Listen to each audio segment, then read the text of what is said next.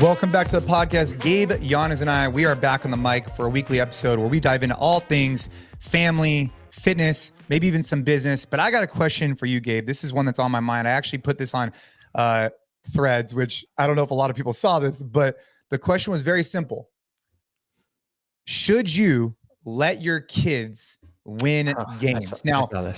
Now, when I say, should you let your kids win games, that could be a bunch of stuff. That could be Monopoly, checkers, chess. It could be football, basketball, you name the thing.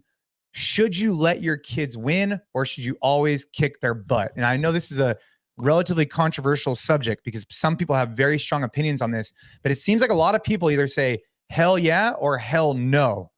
Where do you stand? Is it really controversial? I can see anything relating to like how you raise your kids is controversial. I mean, I would bucket this under the thing of like, I may answer this away now and feel super strongly about it. And then I feel like, once the rubber hits the road, like maybe I'll change my mind. So I just like, I'll start off with that. But you like to caveat it by saying that. Yeah. I think that no, man, you can't let them win. I think that it's two things. I think it's a little bit of a slippery slope of like, then when do you actually like compete with them and start trying and teaching them the value of the fact that like, hey, like you're not going to be the best at everything. And also I think it diminishes. So I remember this, me and my dad both we used to swim together a lot. And he was a big swimmer back in Ecuador. I obviously swam. I swam club. I swam high school. I swam in college. And we used to swim together all the time. And I still remember, it's like a core memory of mine, the first time that I beat him. The first time that we did like a race, one end of the pool to the other, because my dad didn't let me win. And I like legitimately beat him. And I knew that I'd gotten to the point that I legitimately beat him because he never held back the other times. And I think that was such a big moment for me because, it's like you've been putting all this work, working on this sport. And now you're better. You like beat like your hero, the guy that you've done this with, the guy that taught you how to swim. And it was like a special moment. Like I remember it in a really positive light. And I think that if you were to always just kind of like play around like, oh, you just beat me, I think it would have taken away that moment from me, which I think is something that like is meaningful in life overall. Like you have to kind of earn these things. They shouldn't be given to you. And I think you're teaching the wrong lesson a little bit. If you're competing, we're playing a game, there's going to be a winner, there's going to be a loser. We're having a foot race, we're racing in the pool, whatever. And you're letting kids win.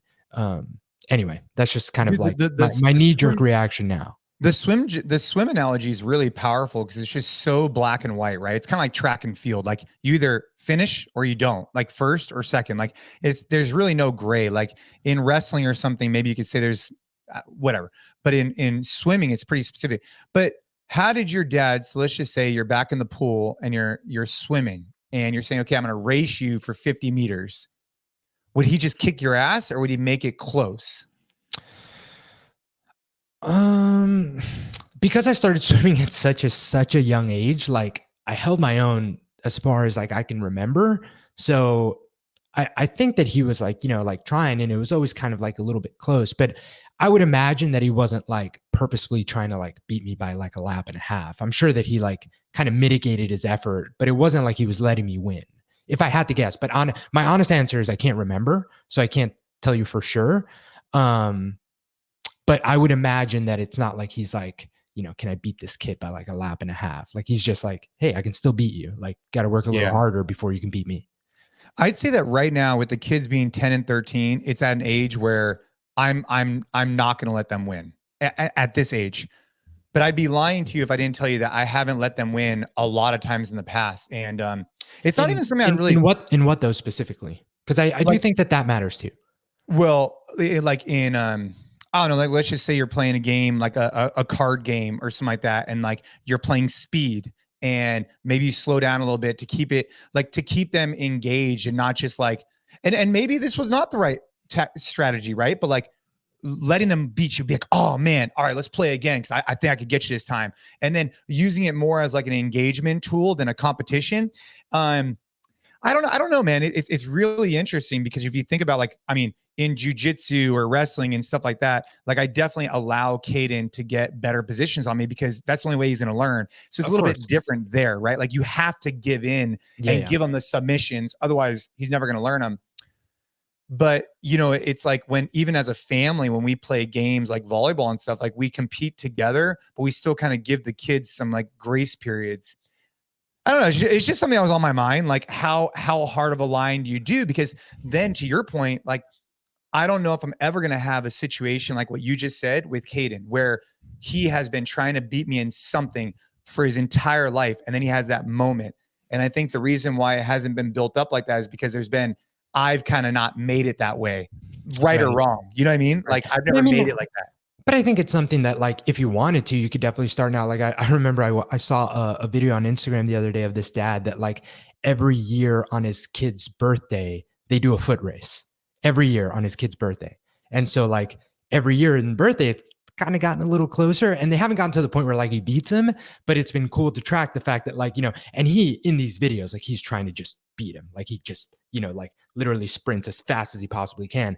But you can imagine the buildup of, like, there's going to be a day where that kid beats his dad, and his dad like tries his hardest and like loses. Nothing there. And exactly. And it's just like that could be a really cool moment specifically for a father and son. But, you know, I think that either way, the more I think about it, and this is going back to the episode we had with Dennis Marshall, shout out Dennis Marshall.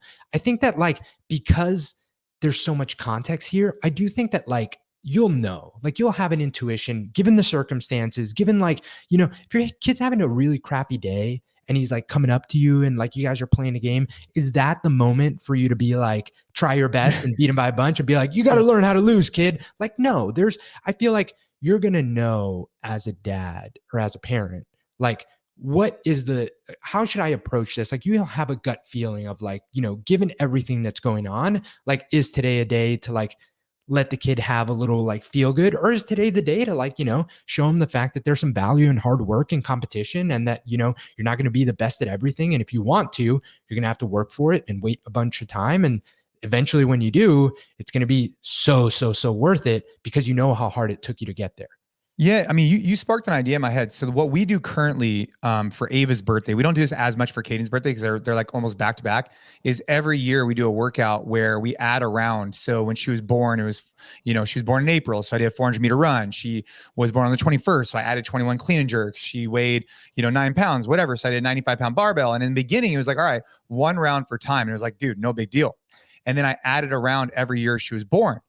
And, you know, at the time when you make this, not only am I as physically fit as I think I've ever been when she was born, but now it's like, dude, now that she's 13, it's like, bro, that's a long ass way to go. It's a long workout.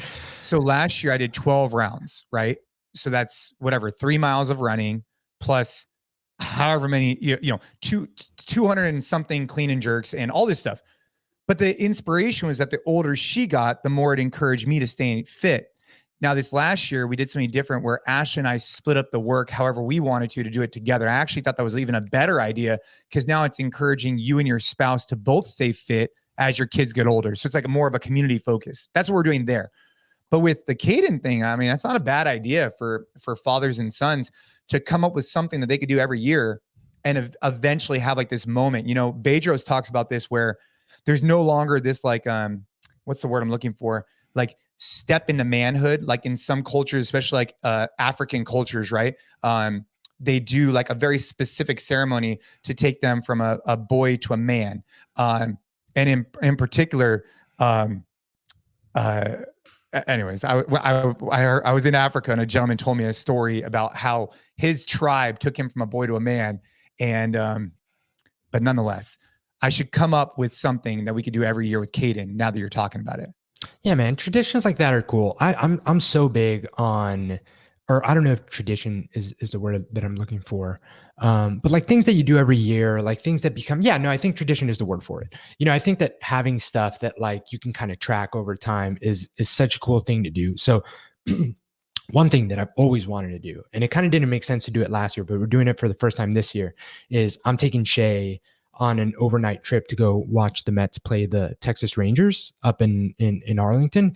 And, you know, he's like a year and a half now. It'll be fun. It's just gotten to the age where I can go and do an overnight trip without mom, and he's going to be fine. We've been having a lot of fun together, but that's something that I want to do every single year. Like every year, do a one-on-one trip. I'm going to do one-on-one trips with my daughter as well.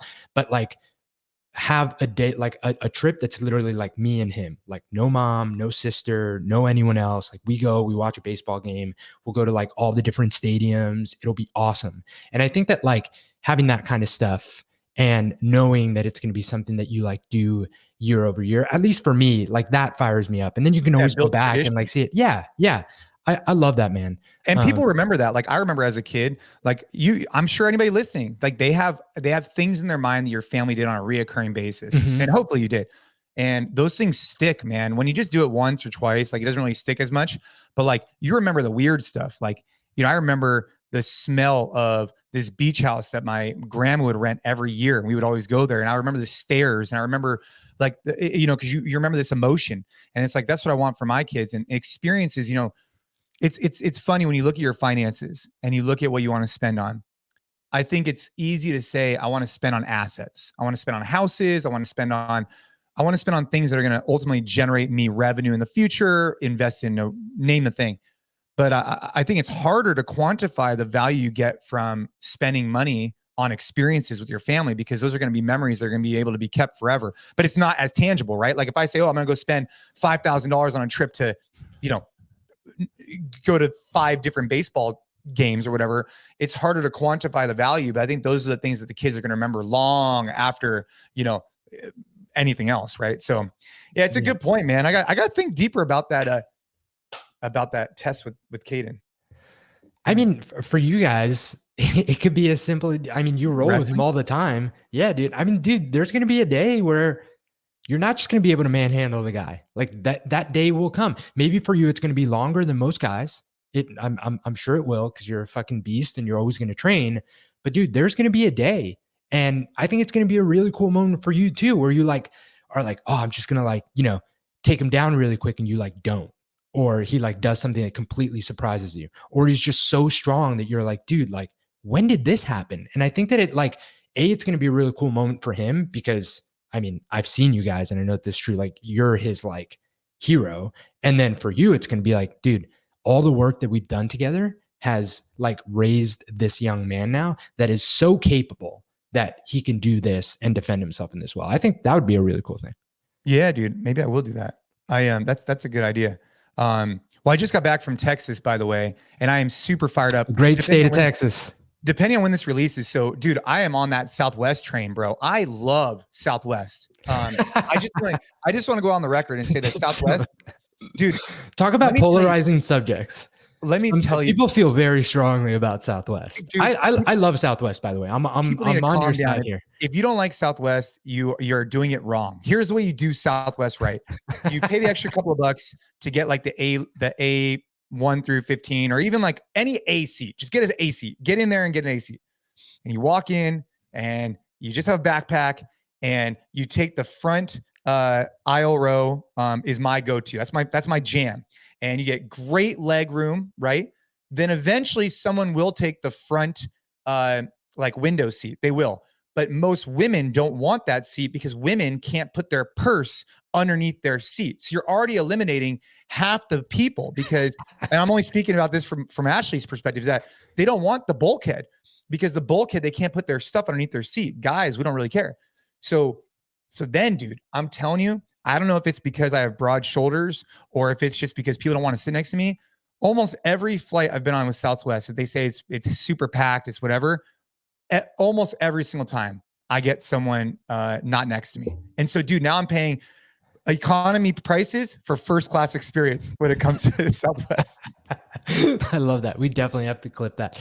I wonder what it is about, because I can definitely see people, like if you're between like choice A on the right side and choice B on the left side of like who you're going to sit middle seat next to you, I can see more times than not, you like, they look at you and they're like, I'm sitting next to the other guy.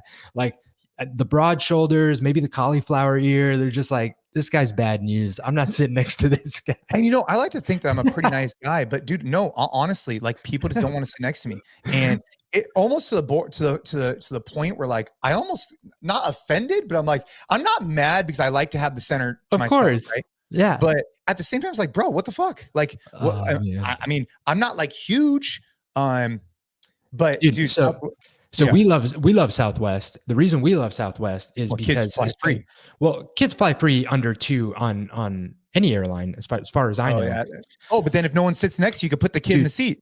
Talk about no one wants to sit next to you. You know who else no one wants to sit next to? A baby. Dude, a baby. So me and Ariel, 2 seats. One of us is window, one of us is aisle, and now we're gonna have 2 kids with us. Are you trying to sit in the middle seat between 2 babies? You rather go to the front and sit next to Jason Khalipa than sit next to us. You heard it here So first. if there's any empty seats, like we're going to get the empty row, because I know. And just when we traveled with one, like you're not trying to sit next to the baby. So now that we're going to have 2, dude, it's a guarantee we're getting that empty middle seat. Yeah, I don't think I ever flew with the kids on Southwest. Maybe one time where the flight was completely full and the child had to sit on my lap or whatever it is, right? Or I think that's the rule, right? It's under 2 they could get for free. Yeah, under 2. Dude, these are the secrets to the industry, man. I mean, so I flew out. My flight was at 6. I trained in the morning. I flew out. I got to go to B team with Nikki Rod and these guys. And so if anybody doesn't know the jiu-jitsu, if anybody's interested in some jiu-jitsu drama going on right now, it's this it's fascinating. Dude, there's always jiu-jitsu drama. Give me the highlights, because I hear things and I don't know what's going on. This is level 10. So ADCC is a every 2 years. So whatever that would be, competition.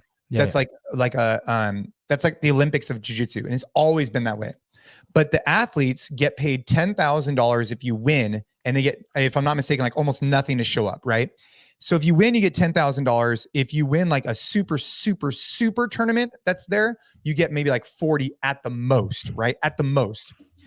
And so this guy, Craig Jones, he kept talking to the guys over at ADCC. He was like, dude, we got to pay our athletes more. And they didn't want to do it, or for whatever reason. So he's like, all right. So some, Middle East guy gave Craig Jones $3 million and said, I want you to give $1 million to one weight class, $1 million to the other weight class. I want you to give a minimum of $10,001 to every person that competes. And I want you to use the rest for production costs. And so now it's going to be the exact same weekend as ADCC, and athletes are going to have to choose between the Craig Jones Invitational, which has a minimum purse if you just show up for $10,000, minimum, 10,001. And whereas ADCC, you have to win to make 10,000. And then the winner of Craig Jones Invitational makes $1 million in each weight class. The other one makes 10,000. So they're pulling a lot of athletes. And he was just on Rogan, and some people would say it's distasteful because he's doing it the same weekend as ADCC. But I think his perspective is like, dude, I'm just trying to raise awareness. Like, athletes aren't getting paid shit, and we need to raise the bar. And that's the current drama in jiu-jitsu. Competition's good for anything, right? Like that's the way I look at it as an outsider looking in. Like, this is like the free market competition at work, right? Like, clearly, or you can argue ADCC wasn't doing best by the athletes.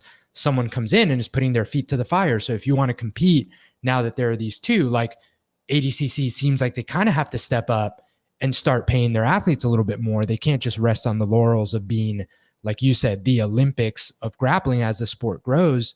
And I'm hoping that leads to just a better ecosystem for everyone involved. So, dude, hearing it as an outsider looking in, that's kind of how I hear it. I'm sure people have like much more nuanced or also emotional responses because, it's the sport that they participate in and they have ties to one or the other. But that's how I see it. I think I'm assuming it's a good thing if this leads to the athletes getting paid more, which at the end of the day is what's going to make any sport more successful, right? Yeah, I mean, one of the problems, there's a bunch of factors you can consider here, but one issue is that people who already paid for their tickets for ADCC and now all their favorite athletes are bouncing and going to CGI. Yeah, that sucks. Or CGI. That sucks. But the Craig Jones Invitational is being streamed live on YouTube for free. So it's just an interesting case because Craig, some would say like he's causing disruption. But maybe that's exactly what the sport needs. Maybe I was going to say disruption is good, right? Like, yeah. If you want more fans to come to the sport, makes sense to make it accessible. Like, if it's on free for YouTube, I am, especially given the conversations we have and the fact that I I'm peripherally like kind of involved in the world. Like, I'll put that on. Like if I have a second, like I'll check it out.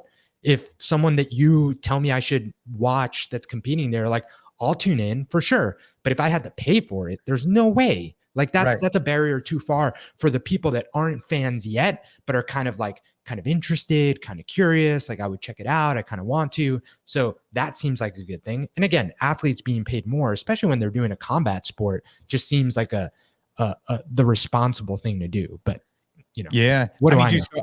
Yeah, I mean, so for those people who are like, Austin has like per capita some of the best grapplers in the world, and not all of them, but a lot of them. And so I was out there and I was doing a competition against Tim Kennedy, sponsored by Origin.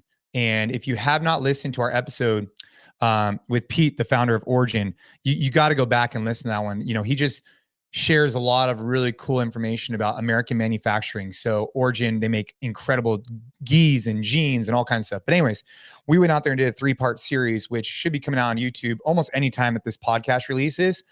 And it was a fitness competition, a grappling competition, and a shooting competition. So stay tuned for that, because we had a guest appearance by George St. Pierre, what I would say to be like the greatest of all time, MMA fighter. And he actually judged our grappling match, which was pretty cool. That's awesome, man. No spoilers, because we definitely want people to go watch it on YouTube. But I heard it was very, very exciting. And after it comes out, we'll have to have a podcast episode and really kind of like, I'm super curious, like how you think you did. Like, what do you think? What were you like really pleasantly surprised? What were you like, damn, I didn't think Tim was that good at that. So we'll save that for after the YouTube series comes out. But I definitely have some questions I have for you on the experience. I wish I could have gone right here in my backyard, but let me tell you, 2 kids running around, limit your options. Yeah. Your flexibility of what you can do and what you can't. But yeah, man. You were talking about sports. The one thing that I had written down here, and this is just an interesting story, and it just a reminder of something we've talked about on the podcast many times, and it just happened. So the Mets are like a complete dumpster fire. Like it's terrible. I don't know why I do this to myself, but I am a Mets fan and I follow them, and they're just terrible. They're losing a bunch of games. And so the recent thing that happened is one of their pitchers, Jorge Lopez, got ejected from a game and threw his glove into the stands in frustration, which is like big no-go. Like you don't do that, especially in baseball. Like you just don't lose your cool in that way, throw something into the stands. What if you weren't frustrated and you're like, bro, just won like a big game, I'm gonna go throw my glove up there? I mean, I guess that would be different. But either way, it was like, it just wasn't a good look. Super embarrassing for the team. Like not only is the team losing, like their players are like, completely losing their mind. Then in the post-game interview, they like interviewed the guy and he literally said he's been on the worst freaking team in the league. Like super bad, like a terrible look for the Mets. And this guy's been like, completely dragged across the coals on, social media and sports broadcasters, like just, this guy's so irresponsible. How can you have an emotional outburst? However, it just came out that his 11-year-old has like a really, really serious condition and is like on the list for a transplant. And this is currently what he's dealing with right now. And it's just like, like, does that excuse certain behavior? No, but it was a really like real example of you never know what people have going on. Like you literally never know, right? You can easily judge like, hey, you're a professional athlete, like compose yourself. You should never act that way. But then like you think about, imagine that you're in those circumstances, right? And still, just because he's a professional athlete, that's what he does. Like he still has to go to work, right? Like you still have to go perform because the money he's making is probably like super crucial for this treatment that his son is going to do. His team is doing terrible. He gets ejected from a game. Like it's just one of those things where like, would you have done something very different had you been in those circumstances? Like, would you have been able to like contain your emotions with all that going on? And, especially in sports, I feel like sometimes we think that professional athletes aren't just humans like everyone else and don't have other shit going on and emotions. And especially like as fans, I feel like sometimes you just feel like they should be performing and that's what they're getting paid for. And because you hear millions in front of their salary, you think that it's all sunshine and rainbows and that like, you know, you get to play a game for a living.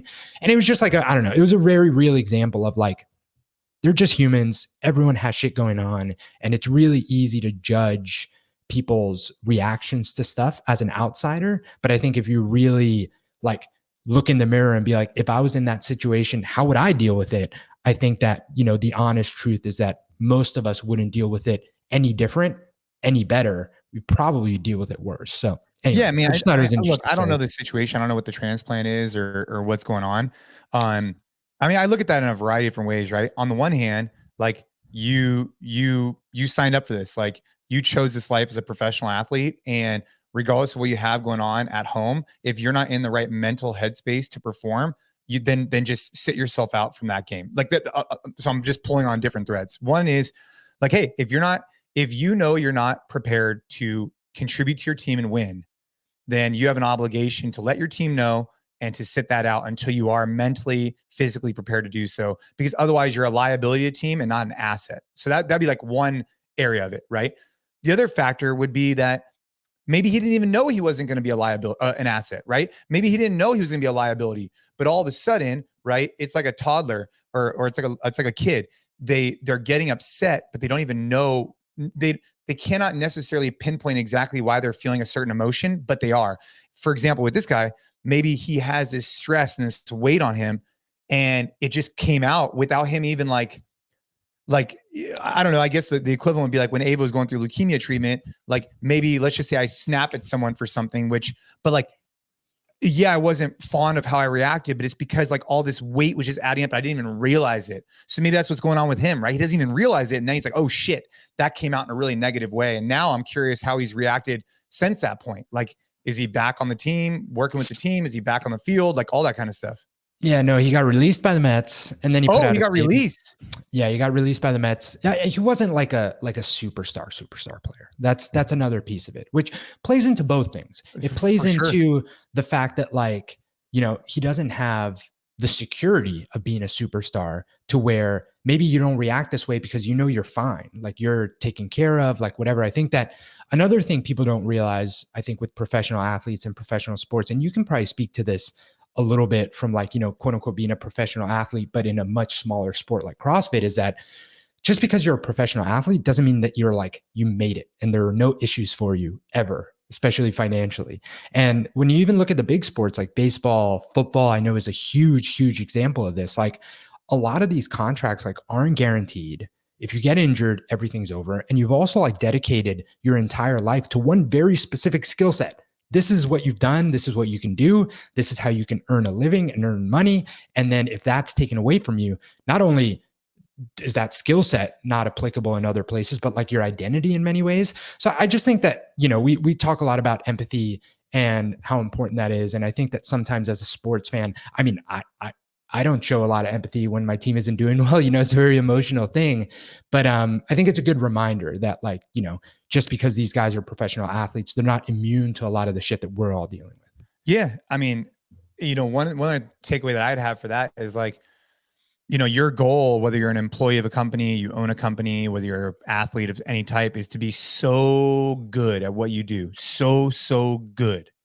And to just constantly try and add value for your team, for your whoever, that if or when something like this does happen, you'll get more grace. And, you know, this is an example, right? Let's just say that guy was the world's best MLB player. And I don't know anything about this situation, but if you're Shohei Ohtani, for example, and maybe something was going on, he needed to take a month or two off, I would imagine the team would give more leeway than if you just made the team. And I don't know anything about this guy. I'm just saying like the point I'm trying to make is like what's in our control is every day trying to be the best at whatever we're doing, whether it's at work or wherever. So that if or when life does throw you a curveball, the people around you and your support system will give you more grace during that time period. Does that make sense? Like it'd be like, yeah, if you have an employee, you know, the goal should always be to be undeniable, right?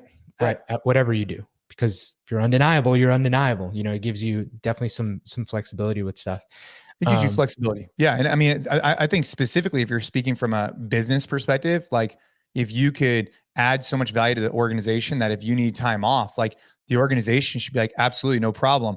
But if you're like barely skirting the line, maybe, kind of a contributor, but not really, they maybe want to let you go anyways. And then you want to take a month off or whatever, they're going to be less likely to be favorable in those terms, Yeah. All right. We are taking a quick break from the podcast to talk about what we have going on in the month of June at Train Hard. So one of the things that's become increasingly apparent with what Jason has going on with the Train Hard Men's Club and just all these conversations we've been having on the podcast is that while there are some obvious physical benefits to training hard and fitness, it pales in comparison to the mental health benefits of working out, of training, and doing that alongside other people. So for the month of June, we have this shoulder to shoulder campaign going on. And what that is our effort to bring awareness to the specific challenges that men are facing when it comes to mental health. We have some awesome guests on the podcast for the month of June.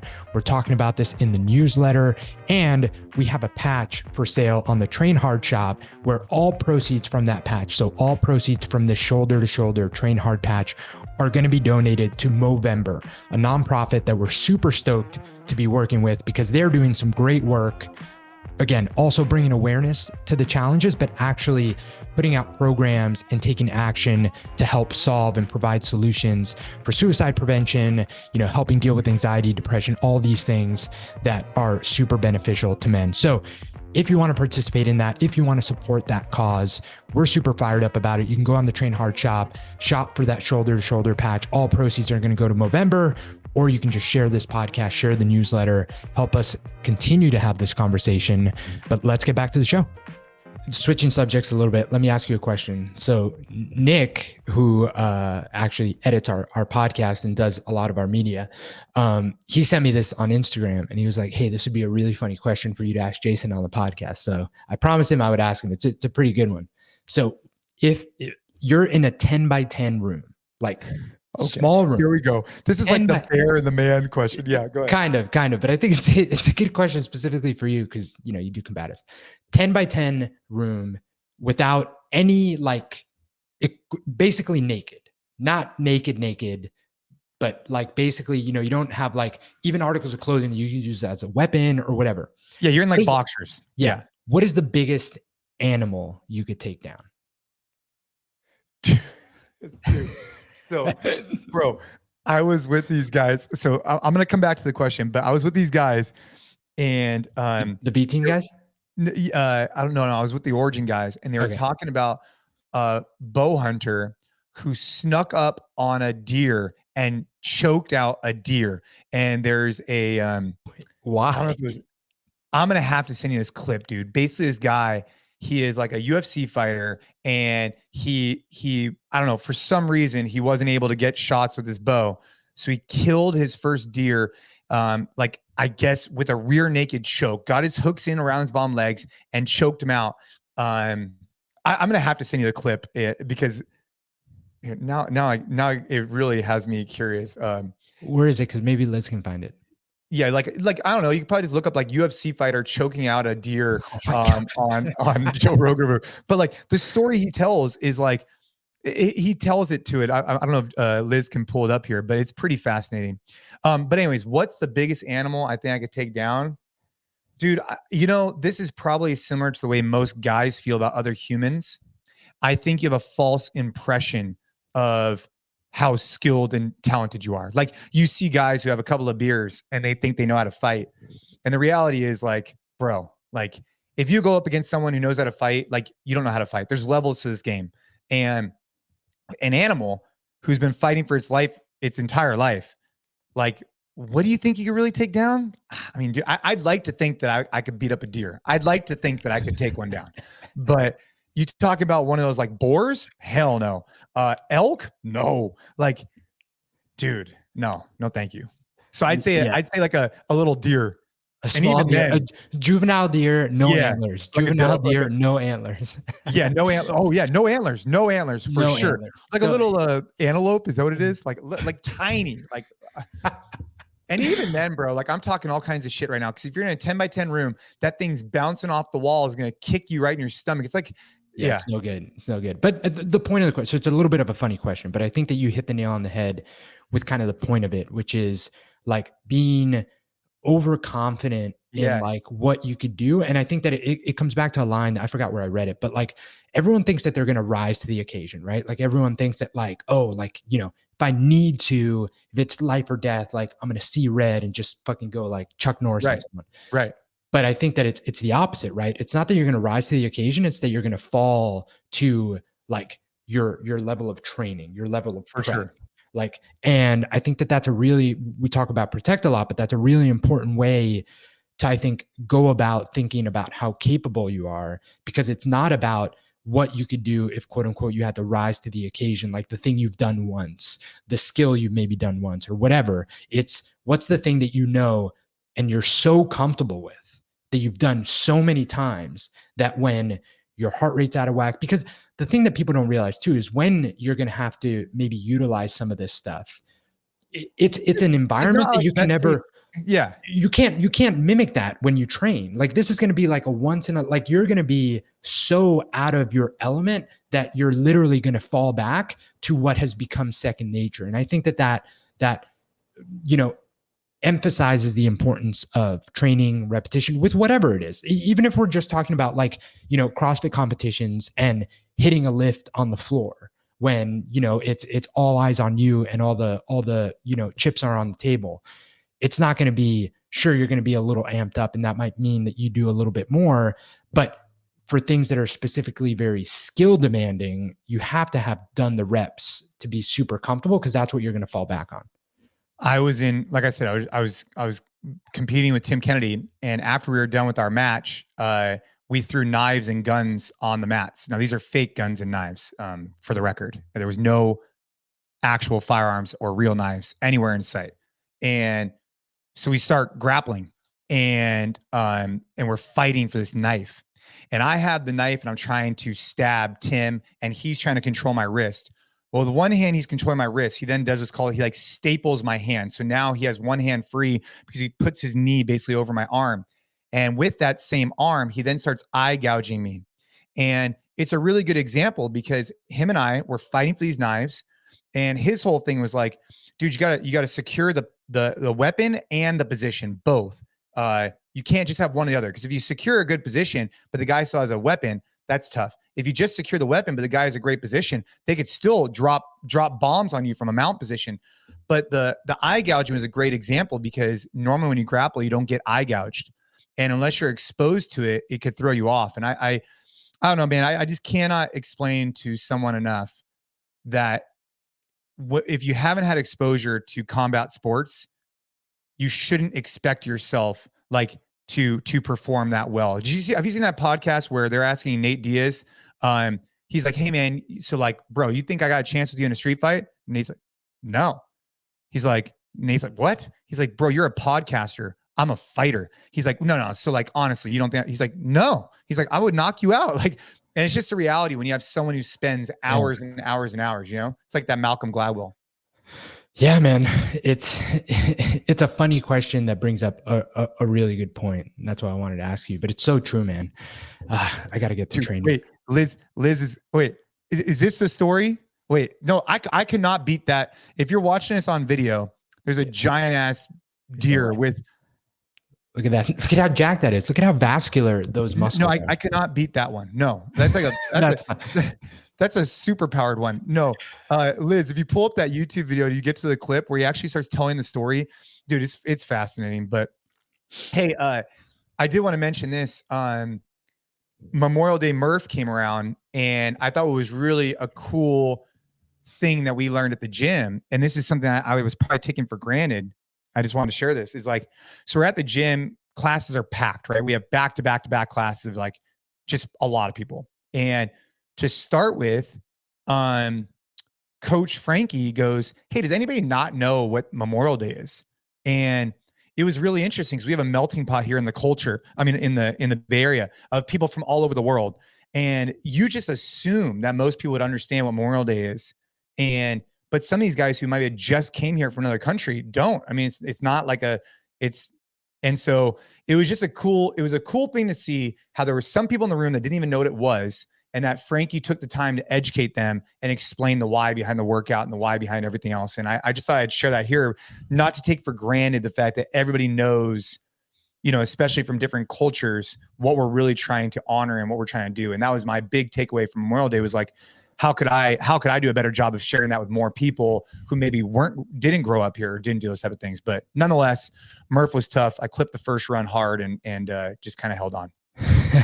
Well, I mean, I would say, dude, even if you have been born in the US, lived here all your life, I think you would be shocked by how many people think Memorial Day is just a day off and it's a day to barbecue. It's like the start of summer. Like, I feel like you would get those answers maybe a lot more than you would expect. And it would be a little unfortunate. Cause I agree, man, that it's a day that a lot of people enjoy because it's in the summer. It's like, pools open up, like you're going out and you're having a lot of fun. It's not a somber day. It's not a day where you get together with your family and talk about how grateful you are. Like, that to me is like more like Thanksgiving vibes. Not that Thanksgiving is somber, but it's like a day where you're like very grateful. And I think that is, at least to me, what Memorial Day should boil down to. It's like the gratitude of, people that gave up their lives for the things that we get to enjoy on Memorial Day, right? Like, the reason that we're able to go and have a day at the pool and not have to worry about some of the crazy things that people are worrying about in other countries is because a lot of people have sacrificed their lives, and it's a really big deal. But at least in my opinion, I think that a lot of people wouldn't know that that's what Memorial Day, regardless of how long they've been in the US. And I think that that's unfortunate, but I do think that that's true. Yeah. Yeah. Well, I mean, yeah. For sure. The coach at Aftermath Strength, where I did, Murph, did a really good job as well with the whiteboard brief. I think that we don't need to get into coaching too much, but I think that there's such a fine balance, especially with hero workouts, on like explaining and like giving people, and I'm sure Frankie's a phenomenal coach. I'm sure he did a really good job as well. But I really appreciated the fact that, like Frankie, he brought it up, he explained it, gave a little bit about, who we're honoring with the hero workout. We even did a short moment of silence, but it was by no means like, because sometimes it can just go on, because at the end of the day, like, people are there to work out. We're there to do a hero workout. It has like a very special significance, but like, got to warm up, got to work out. So I think that the balance was finally struck, and I really appreciated it. So for Murph, every year, I haven't done it for the past 2 years, actually. I can't remember why, but we usually, like, on the text thread with like Dennis and some of my friends from back east, we like talk about like how we're going to approach it to try and do something different every year. So this year we did 50, 100, 300, 150. So 50 pull-ups, 100 push-ups, 300 squats, 100 push-ups, 50 pull-ups, and then run. Dude, my legs are a lot of squats in a row. Dude, 300. Yeah. It's Friday. My legs are still so tender to the touch, so sore. And anyway, the question that I had written down for the podcast is it irresponsible to do Murph? And it's funny because, I have this newsletter that I sent out, and I literally wrote the day before Murph, I was like, hey, it's a hero workout, has big significance, but it's also just a workout. And the point of fitness is to feel good and to, and then you go out there and you get in the middle. And then I go out, I don't listen to my own advice, do this 300 squat version. It's like, I haven't been able to touch my legs all week. And it's been a tough week with the two kids. Like there was a day where like, literally I'm like trying to get Shay out of bed and like my legs hurt so much. So I didn't listen to my own advice. I don't necessarily, to answer my own question, and then I'll see if you have any thoughts. Is it irresponsible to do a workout like Murph? No, but I think that there is an onus on anyone to, just because it's this hero workout and it's this big deal, to not treat it differently than other days of training, in that it should enhance your life, not, make you so sore that you're literally like, why did I do this the entire week? And nobody cares. Like, dude, for sure. You're in the class, like everybody just wants to see you train hard. Like if you're in your garage by yourself, like, dude, the only person you got to hold itself accountable to is like, are you giving your best effort for that day? If you end up doing 5, 10, 15 for 20 rounds, 10, 20, 30 for 5 rounds, whatever, it doesn't matter. Or half Murph or whatever. Yeah. As long as you're doing something, Yeah, so I did Murph and then I flew out to Texas, and Tim has they call it a cold cube. So I have a plunge brand. This one I think is called, I could be butchering it. It's like the cube. And dude, this thing, so he said the plunge wouldn't get cold enough in Texas. Oh, his cube was at 32 degrees. Okay. Dude, so cold. And so he gets in for 5 minutes. But he also has the jets too, right? Yes. Which makes it feel so much colder. Yeah. So I get in for 5 minutes. And when I was in for 5 minutes at 32 degrees, it was bad, but not terrible. It was bad, but not terrible. Like I was still able to kind of have a conversation. My hands were out, but everything else was in, like to my neck. But dude, I've never experienced this before. I got out and we were trying to like have like a legit conversation about the competition. And like, we were trying to like film content. I couldn't function. I sat there and because my core body temperature was so low that it probably took me like 20, 25 minutes.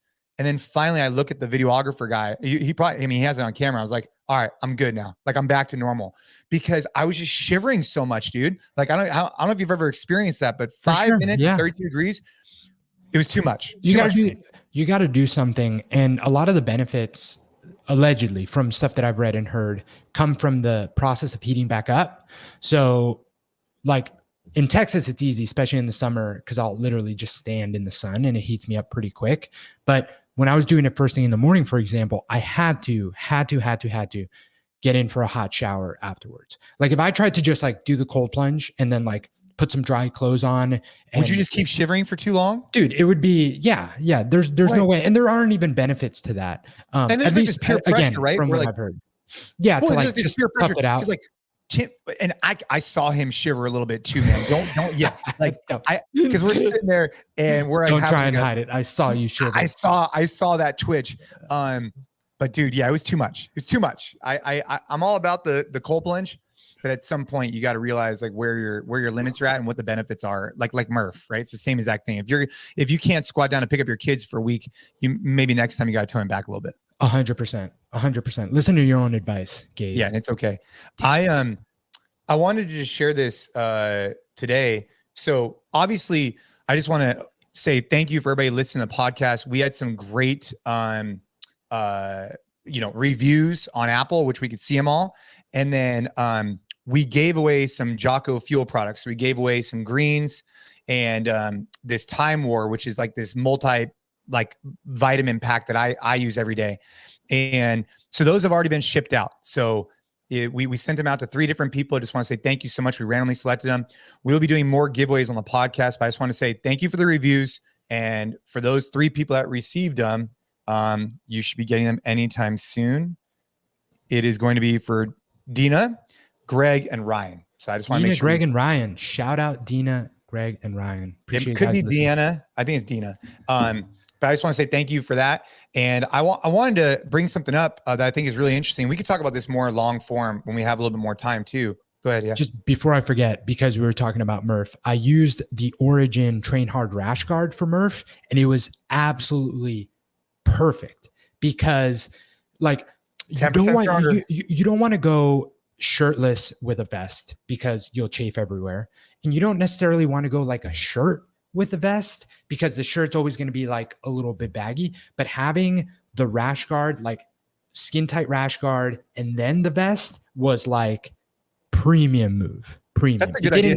It didn't help me with my leg soreness, but I looked pretty jacked and my first run was fast. So dude, that's interesting you bring that up. I've never worn a rash guard. Like I've done like workouts in it, but I've never worn it for someone with a vest on. So I've never thought of that, but dude, no brainer, especially because with the running, like no matter how, also you don't want to put the vest on super tight that it's constricting your breathing. But like, for example, for the stuff that you do for tactical games, it might not be the worst idea to try doing like the rash guard, then whatever you're doing that like is going to move around a lot.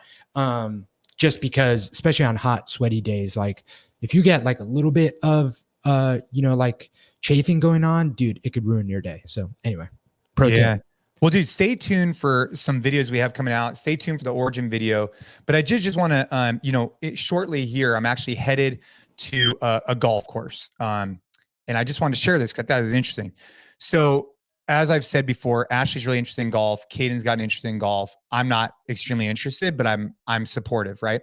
And there was this boy there and his dad walks up to me. He's like, "Hey, you know, like, are you in the fitness space or whatever? Like, you look like you work out." I was like, "Oh yeah."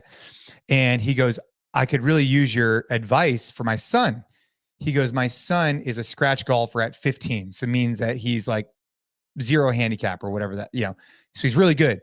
And he's met with 3 different coaches at this point, and each one of the coaches has told him that his movement is as efficient as you could drive at this point in time. The only way he can get more yardage on his drives or on his whatever is to get stronger. What advice do you have for him? And so I'm meeting with him today to go over some foundational movements. I just thought that was interesting that this kid could be 15 and the only way he can get better at his sport at this point is to enhance his overall strength. And I think it's something we could think about. At what point do we start saying, "Hey, you need skill specific for sure, but you also need the strength conditioning." And when they collide, you're Superman, right? You're rocking and rolling. Well, I mean, you posted this on Instagram. I saw it either yesterday or the day before, but Mark Bell, strength is never a weakness, right? Like at the end of the day, if you're stronger and you're working on any skill, swinging a bat, swinging a golf club, trying to run fast, throwing a baseball, whatever it is, it's not going to like hinder you to be strong. Like now, granted, if you're losing mobility because you are doing the wrong type of lifts or you're lifting too much or you're just kind of like losing range of motion, then that's a conversation. But in terms of like being strong in full range of motion movements, like that is never going to hinder any athletic movement that you're trying to do, as long as you're doing it alongside actually learning and perfecting the skill. Yeah, for sure. So this guy's spending, 10 hours a day on the range, and now we're going to get into some strength conditioning. So I'm excited to report back on how this goes. I'm going to be really interested because one of the things I was thinking about is like for him to get 10% better at his golf game, it's going to be really hard. For him to get 10% better at his strength conditioning, he's never touched a weight in his life. Yeah. So like you know what I mean? Ever. Let me ask you a question though. And I don't know if you have an answer for this because you're not a golf expert, but I'm wondering if I'm no doctor, but no, I'm wondering if there is something to be said, at least in the short term, about, that increase in strength, just kind of changing the kind of like motor patterns of like a game that's so precise. And there being like a little bit of a adjustment period to like learning how to use that new strength. Does that make sense? Like, I feel like something that is so a game of inches, a game of precision, which I at least from what I know, swinging a golf club is, I'm wondering if all of a sudden you're like, hey, like my hips are a lot stronger, if that changes how you approach something like a golf swing. I don't have an answer for it. I'm just curious if that would be an argument for approaching it in a way where it's subtle changes, not, hey, let's get you really strong really quick. Not that I'm saying that that's what you're going to do, but yeah, I'm just going to try and teach some foundational movements and how to lift, right? I'm going to encourage him to squat once a week to start. That's it. Like just, and really just with a set of dumbbells, right? Some tempo squats that's it. Let's just start there and see what happens, cause you don't want to mess with his game, For sure. Maybe Liz, our producer, D1 golfer, has an answer for us. I love it, man. Well, dude, I'm gonna head to go take on this training session. But as per usual, we deeply care about growing this podcast. We want to enhance the messages that we have from all of our guests. We have some incredible guests that have just been on the show, a bunch. And we just have actually one with Dan Bailey, who, if you missed it, he did 100-pound Murph. And so that episode, at this point, it just came out. We have a bunch of other episodes that are, coming out as well. So make sure to go back, check out all the other episodes. And as we mentioned in the beginning, ratings and reviews are really important for us, not only to fire us up, but also to benefit the podcast. If you're getting value from this, share it with a friend and leave us a rating review. It means a lot to us. And that's all I got, man. You feeling good for today? Dude, that's it, man. Another good one. All right. Well, on that side of, on all of our behalf, I hope you and your family are doing incredibly well and keep training hard.